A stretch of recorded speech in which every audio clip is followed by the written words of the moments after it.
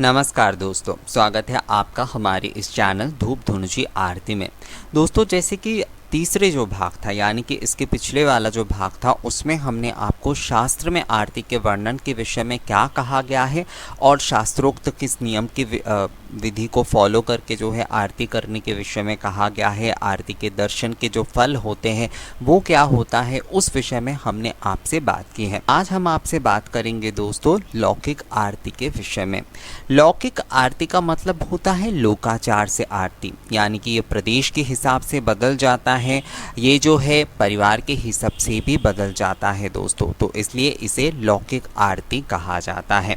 लौकिक का मतलब एक तरीके से अगर देखा जाए तो एक जैसे शास्त्रोक्त नियम होता है, जैसे कि वैदिक होता है, जैसे कि तंत्र क्रिया के साथ जो भी सारी वस्तु होते हैं उसे तांत्रिक कहा जाता है। उसी तरह लोकाचार के चलते इस जिस भी विधि और नियम को किया जाता है दोस्तों उसे जो है लौकिक किया जाता है। अब इस लौकिक आरती के विषय में अगर हम देखें तो ये लौकिक आरती ही मूल रूप से जो है प्राचीन समय से चला आ रहा है। जैसे मैंने अपने पहले और जो दूसरे भाग हमारा था आरती उसमें मैंने आपको डिटेल्स में इस बारे में बताया है कि किसे प्राचीन तंत्र कहा जाता है। तो ये जो प्राचीन तंत्र यानी कि विधि था वो एक तरीके से लौकिक नियम से ही था, जो कि वेद पूर्व जो है ना संस्कृति का एक हिस्सा हुआ करता था। तो तभी से जो है लौकिक नियम की आरती पद्धति हमारे संस्कृति का एक विशेष हिस्सा रहा है और अभी भी जो है ये जो लौकिक विधि के साथ जो है आरती पद्धति जो है वो आज भी हमारे यहाँ पर चल रहा है। हाँ, उसके साथ जैसे कि वैदिक विधि, पौराणिक विधि और तंत्र के यानी कि विशेष तंत्र जो होते हैं उसकी कुछ विधि भी इसके साथ लागू हो गए हैं, पर ये आज भी जो है ना अगर देखा जाए तो एक लौकिक पद्धति ही है, जिसे आप प्राचीन तंत्र यानी कि विधि अगर बोलना चाहे तो भी बोल सकते हैं। तो लौकिक विधि में जैसे आप देखेंगे दोस्तों कि पूर्वी भारत में जिस तरीके से आरती की जाती है, हो सकता है कि कुछ उपचारों में जो है ना दक्षिण भारत में या उत्तर जो भारत होता है या पश्चिम भारत होता है वहाँ पर थोड़ा बहुत ये नियम बदल जाता है। जैसे मैं पूर्वी भारत में रहता हूँ तो पूर्वी भारत में ज़्यादातर जो मैं देखता हूँ कि यहाँ पर जो है धुनुची धूप का इस्तेमाल करके आरती की जाती है और उसके साथ साथ जो दीपक जलाए जाते हैं यानी कि जो पंच दीपक जलाए जाते हैं वो जो होता है सरसों के तेल से जलाए जाते हैं। हाँ दोस्तों, जो एकदम जो कच्चे घानी वाला मतलब शुद्ध जो सरसों का तेल होता है उससे ही जो है ना यहाँ पर दीपक जलाने की ज़्यादा परंपरा है। आप अगर जो है दक्षिण की तरफ चले जाते हैं तो दक्षिण की तरफ भी जो है ना दोस्तों वहाँ पर भी धूप करने की परंपरा है, यानी कि धुनुची धूप जो है वहाँ पर इस नाम से शायद वो परिचित नहीं है, पर देखा जाए तो वहाँ पर धुनुची धूप ही की जाती है। उसके साथ साथ वहाँ पर जो दीपक इस्तेमाल किए जाते हैं वो ज़्यादातर जो होता है तिल के जो तेल होते हैं उसके दीपक जलाए जाते हैं, या फिर जो नारियल के जो तेल होते हैं उसके भी दीपक जो है वहाँ पर इस्तेमाल किए जाते हैं। आप अगर पश्चिम भारत की तरफ जाएंगे, खासकर मैं गुजरात की अगर बात यहाँ पर करूँ तो गुजरात में आप देखेंगे कि तिल के तेल और जो घी है उन दोनों का ही इस्तेमाल होता है और धुनुची धूप में वहाँ पर इस्तेमाल होता है। पर वहाँ पर जो है एक ज़्यादातर जो मैंने देखा है वहाँ पर नारियल के जो छिलके होते हैं वो बहुत कम इस्तेमाल किए जाते हैं। वैसे आजकल जो है मैं देखता हूँ कि हर जगह पर ही थोड़ा बहुत नारियल के छिलके इस्तेमाल किए जाते हैं। तो इसके कारण ये होता है कि गोबर के जो शुद्ध कंडे होते हैं वो आजकल मिलना थोड़ा कम हो गया है। तो आपको पश्चिम भारत में ये चीज़ दिखाई देगा। मध्य भारत में अगर आप आते हैं तो वहाँ पर आपको दिखाई देगा दोस्तों कि वहाँ पर भी धुनुची धूप किए जाते हैं, थाली आरती का वहाँ पर चलन है। उसके साथ साथ जो है ना पंच दीपक जो है घी के साथ जलाकर आरती करने की चलन है, केवल पंच दीपक से भी आरती वहाँ पर किए जाते हैं। आप अगर उत्तर भारत में जाएंगे तो उत्तर और मध्य भारत में कई नियम जो है वो एक तरीके का आपको देखने को मिलेगा, यानी कि लौकिक जो विधि और नियम होता है वो कई तरीके की एक जैसे आपको वहाँ पर देखने को मिलेगा। तो आप देखिएगा कि वहाँ पर भी यानी उत्तर भारत में मैंने ज़्यादातर देखा है कि वहाँ पर जो है केवल पंच दीपक या फिर 7 दीपक या फिर जो है 9 जो घी के दीपक होते हैं, पंच जो मतलब जो आरती के दीपक होते हैं उससे मोस्टली जलाकर जो है ना आरती करने का वहाँ पर चलन है। वहाँ पर धूप भी किए जाते हैं, यानी कि धुनुची धूप से भी वहाँ पर आरती किए जाते हैं, पर ज़्यादातर जो होता है वहाँ पर 5, 7 और 9 जो दीप बाती होती है उसे जो है घी के साथ जलाकर ही ज़्यादातर आरती जो की जाती है, यानी कि केवल दीप से ही वहाँ पर मूल रूप से आरती की जाती है। और ज़्यादातर जैसे कि वहाँ पर हवन का चलन है, यानी कि संक्षिप्त में हो या फिर विस्तार से हो, तो वहाँ पर हवन के रूप में जो है ना धूप सामग्री, हवन सामग्री वहाँ पर जलाई जाती है। पर आरती में मूल रूप से जो है वहाँ पर घी के बाती जलाकर ही जो है आरती की जाती है। अब थाली आरती भी अलग अलग प्रदेश में जो है ना अलग अलग तरीके से आपको देखने को मिलेगा। कई पर जो है धुंजी धूप और एक दीपक रखकर उस थाली में आरती की जाती है। पूरब की तरफ जैसे कि मैं बहुत कम देखता हूँ इस चीज़ को कि पूरब की तरफ थाली आरती का चलन थोड़ा बहुत कम है। आपको उत्तर में, मध्य में, उसके साथ साथ जो है पश्चिम भारत में ये चीज़ बहुत ज़्यादा दिखेगा, ये जो थाली आरती का चलन है। गुजराती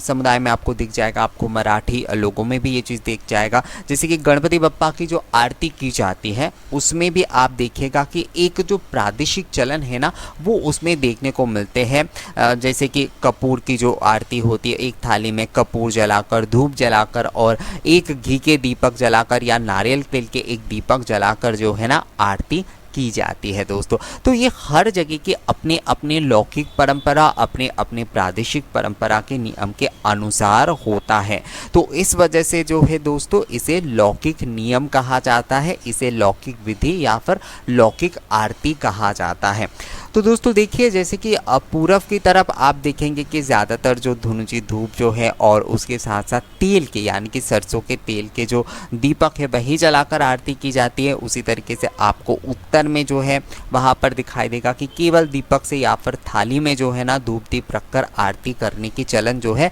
वो ज़्यादा आपको दिखाई देगा। तो दोस्तों ये जो सारी चीज़ें हैं ना ये लौकिक मान्यता और विश्वास के चलते आया है। आप अगर जो है सिंधु घाटी सभ्यता के समय चले जाते हैं, जो कि आर्य मतलब वैदिक पूर्व जो सभ्यता है, अगर आप उस समय चले जाते हैं वहाँ पर, तो उस समय भी आपको वहाँ पर ये लौकिक आरती का नियम जो है ना, यानी लौकिक आरती से जुड़े कुछ चीज़ें जो है आपको उस समय भी वहाँ पर दिखाई देगा। जो धुनी पात्र और जो दीपक वहाँ पर इस्तेमाल किए जाते हैं वो भी एक तरीके से जो है ना वो लौकिक पूजा विधि के अनुसार ही किए जाते थे। उस लौकिक पूजा विधि ही जो है ना उसके परंपरा ही जो है आज तक हम लोग पालन करते आ रहे हैं दोस्तों। तो इसलिए जो है जो लौकिक विधि और परंपरा है वो बहुत प्राचीन परंपरा है, वो बहुत प्राचीन विधि है, जो कि मतलब इतने प्राचीन सभ्यता के समय से हमारे साथ जुड़ा हुआ है दोस्तों। तो इसलिए जो है ना शास्त्रों में भी जो है इस लौकिक परंपरा को किसी बदलने की कोशिश उन्होंने नहीं की है। उन्होंने इस लौकिक परंपरा को जो है ना बस मंत्रों के साथ, बस कुछ विधि के साथ और ऐड किया है, मतलब इसमें और चीज़ों को थोड़ा बहुत जोड़ा गया है दोस्तों। इसे किसी भी प्रकार की तोड़ मरोड़ करने की या फिर इसे बदलने की किसी भी प्रकार की कोई चेष्टा नहीं की गई है, क्योंकि ये जो संस्कृति है, ये जो पद्धति है, ये एक स्वतंत्र पूजा पद्धति है दोस्तों। तो इसलिए जो है इसी चीज़ के साथ, मतलब इसी चीज़ को लेकर जो है ना आगे चला गया, बस इसके साथ कुछ चीज़ों को जोड़ दिया गया। तो लौकिक विधि के साथ ही ये नियम चला आ रहा है। आप अगर सिंधु घाटी सभ्यता या फिर उसके पहले भी कई सारे सभ्यता होंगे दोस्तों जिसके बारे में शायद हमें जो है इतिहास में उतना प्रमाण नहीं मिलता है, पर सिंधु घाटी जो सभ्यता है वो वेद पूर्व जो सभ्यता में सबसे प्राचीन सभ्यता माना जाता है, जिस समय जो है ऐसे लौकिक विधि और आराधना पद्धति का ही ज़्यादा चलन था, जो कि आज भी हम अपनी परंपरा के तौर पर जो है अपने ये पूजा पद्धति में करते आ रहे हैं। हमारे गांव में यानी कि ग्रामीण इलाकों में जो भी सारे पूजा आरती होती है ना दोस्तों, वहाँ पर आपको एक चीज़ दिखाई देगा कि वहाँ पर मंत्र बोलकर शायद पूजा नहीं होती है ज़्यादातर, क्योंकि वहाँ की जो ग्रामीण देवी देवता है, लोक देवी देवता है, या फिर आप देख लीजिए दीपावली के दिन जैसे कि लक्ष्मी पूजा ग्रामीण इलाकों में की जाती है, यानी ग्रामीण घरों में की जाती है, तो वहाँ पर मूल रूप से पूजा क्या होती है, कुछ लोग व्रत कथाएं पढ़ते हैं या फिर कुछ लोग वो भी नहीं पढ़ते, केवल जो है थाली में धूप दीप सजाकर आरती की जाती, या फिर ऐसे ही जो है ना धुनुची धूप और दीपक जलाकर, कई जगह तो पंच दीपक भी नहीं जलाए जाते, केवल एक दीपक जलाकर भी आरती करने का चलन जो है वो है दोस्तों। तो ये जो होता है ना ये हमारी लोक परंपरा ही है, ये हमारी लौकिक आरती ही है, जो बहुत प्राचीन समय से चला आ रहा है और आज भी जो है हमारे ग्रामीण सभ्यता सभ्यता में इस चीज़ का झलक जो है वो हमें दिखाई देता है। हाँ दोस्तों, इसके साथ जो है शास्त्र जुड़ा, इसके साथ जो है पौराणिक नियम जुड़े, इसके साथ जो है दूसरे कई विशेष तंत्र और विशेष मत स्मार्त विधान जुड़े कि इस तरीके से आरती करना है, इस तरीके से आरती का, क्योंकि ये जो विषय होता है ना, आप जब किसी चीज़ को संशोधन करते हो, एक तरीके से संस्कृत करते हो एक तरीके से, तो वो आपके ये जो संस्कृति है उसके साथ बहुत लंबे समय तक जुड़ा रहेगा। तो ये चीज़ ज़रूरी था, यानी कि अगर ये केवल जो है लोकाचार में रह जाता तो आरती के विषय में जो सारे चीज़ें आजकल हमें मिल रहा है, यानी देखिए जैसे बनारस आरती तो पूरे विश्व भर में प्रसिद्ध हुआ है, तो ये सारी चीज़ें शायद नहीं हो पाता अगर केवल लोकाचार के कॉन्सेप्ट में ही जो है ना आरती रह जाता। तो उसके साथ साथ शास्त्र का जोड़ना, पौराणिक विधि का जोड़ना जो है वो बहुत ज़रूरी था दोस्तों। पर देखा जाए तो आरती जो है उस लौकिक नियम के साथ जो कि वेद पूर्व सभ्यता के समय से जो है चला आ रहा है, वो आज भी हमारी पूजा पद्धति का, हमारी संस्कृति का